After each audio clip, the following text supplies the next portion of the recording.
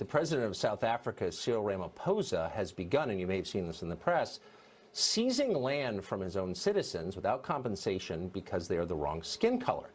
That is literally the definition of racism. Racism is what our elites say they dislike most. Donald Trump is a racist, they say. But they paid no attention to this at all.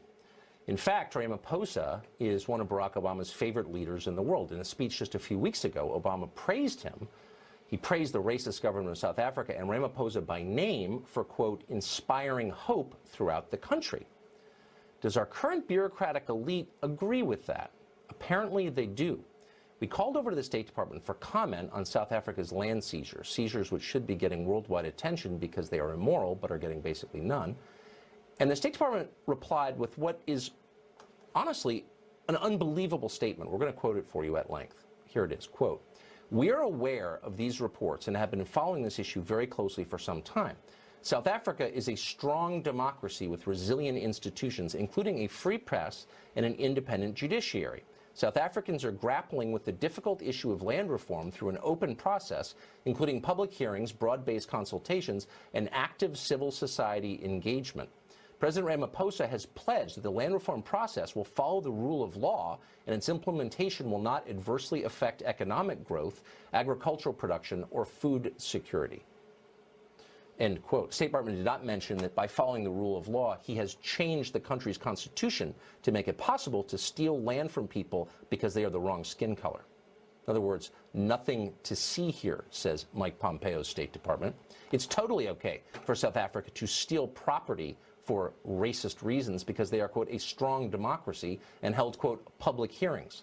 Criminals, take note, find a buddy, start robbing State Department employees on their way to work. By their logic, as long as you outnumber them, they'll be okay with getting robbed because it's democracy. Marion Tupy is from South Africa. He spent a lot of time studying that country and the region. He now works at the Center for Global Liberty and Prosperity at the Cato Institute. We talked to him about this recently. Here's our conversation. I thought the whole point of the new South Africa and the reason the rest of us were excited to see it in 1994 take shape is because it rejected racial discrimination. And yet the government is now embracing it, or am I missing something? No. In a free and civilized society, we don't take people's stuff on the basis of the color of their skin. It was wrong when it took place under apartheid. It is wrong now. And it would be a tragedy if South Africa were to repeat the same mistakes it did in the past. So there are really two levels here. First is the moral level, and you and I are in agreement that it's always wrong to punish people for what they look like. But second is the effect that it will have. We saw something similar to this happen in neighboring Zimbabwe. What happened when land was seized there on the basis of skin color? 18 years ago, the governing party of Zimbabwe, ZANU-PF, was threatened with electoral loss. And in order to shore up its support amongst the electorate, it decided to expropriate the farmers of Zimbabwe.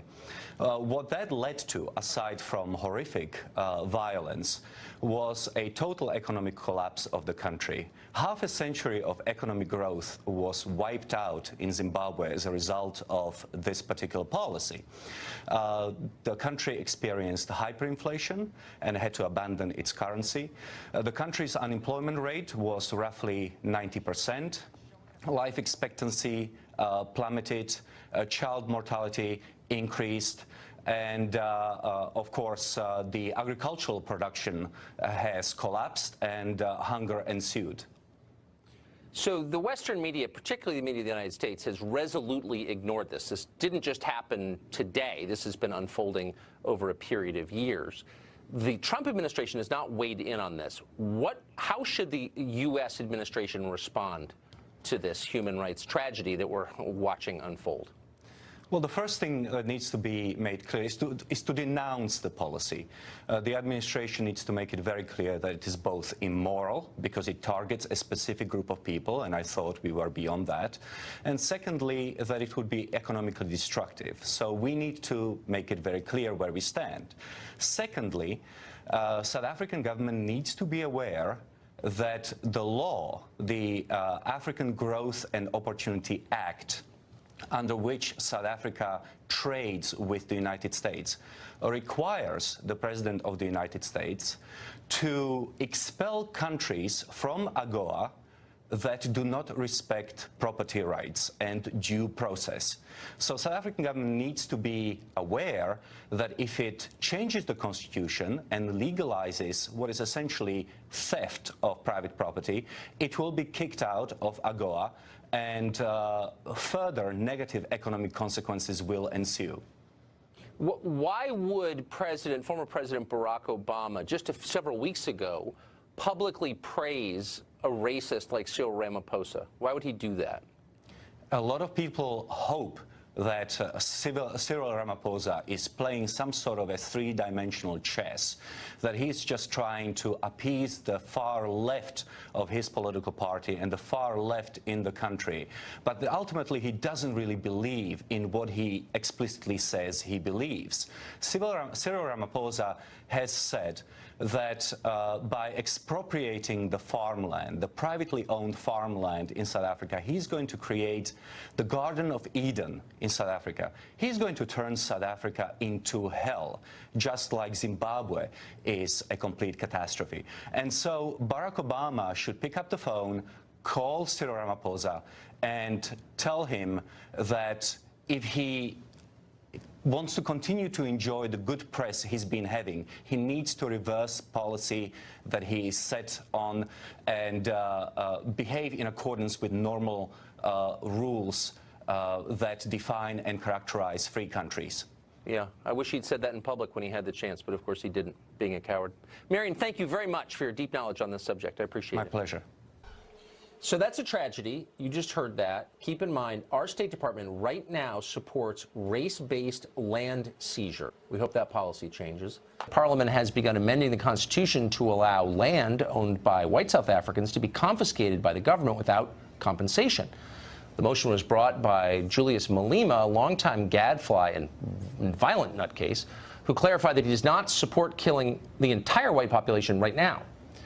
So why does this matter? Well, I don't know. It's wrong. But also, we give South Africa huge amounts of taxpayer money every year. Last year, we gave them more than $350 million in aid, obviously administered by the government, the ANC. So to South Africa, which is such a depressing story that it's almost hard to bring up. But here, the bottom line is, for decades, the left in the United States was against apartheid, and good for them. I mean, it's worth being against that. But they also were champions of the ANC, the African National Congress, which has been in power ever since '94, and they basically destroyed the country, and now they're attempting to turn it into Zimbabwe by crushing the minority in that country. So, okay, they're doing that. Why are we subsidizing it with U.S. taxpayer dollars? Yeah, you've got a point there, Tucker. But just on that, the left was right to be against apartheid. They were in South Africa. Just for the record, I regard what Chuck Schumer is doing, rejecting Trump judicial nominees on the basis of race, as progressive neo-apartheid. And I don't like old-school apartheid or the new school Democrat Party apartheid. What's happening in South Africa? In 1980, Robert Mugabe was told, you don't have to make the same mistakes as the first generation of independent African nations like Tanzania and Ghana 15 years earlier. He went ahead and made them supersized, especially with regard to white farmers. 15 years later, the ANC was told, you don't have to make the same mistakes that Robert Mugabe made in Zimbabwe. Now they're actually doing it all over again, with the difference being this.